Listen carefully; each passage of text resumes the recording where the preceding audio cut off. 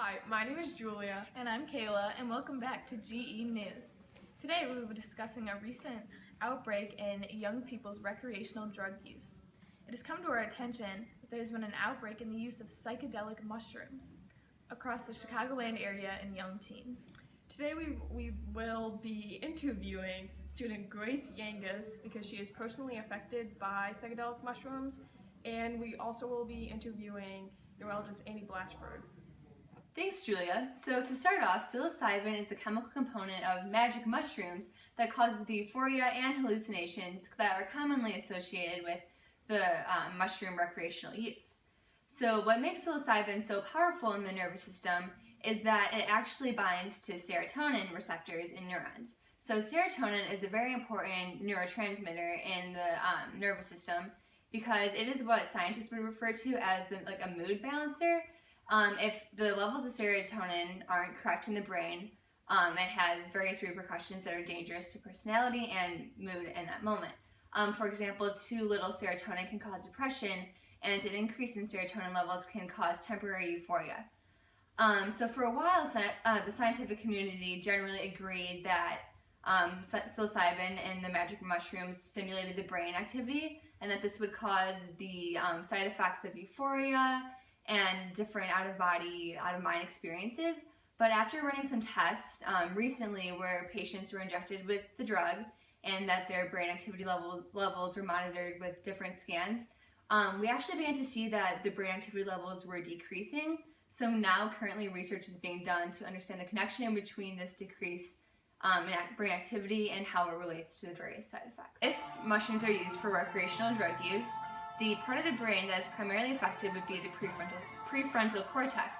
This makes sense because it is the part of the brain that is most important for personality, and the mushrooms have the ability to alter your mood and personality.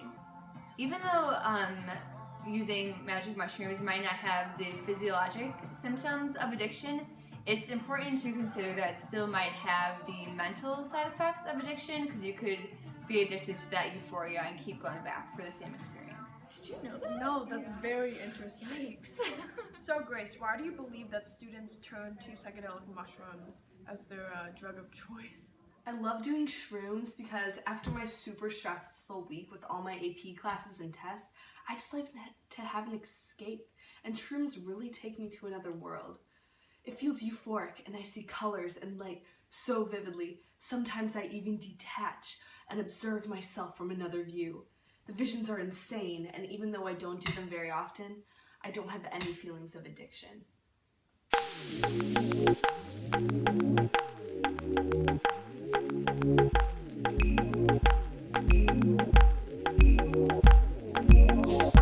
Never really felt bad about it.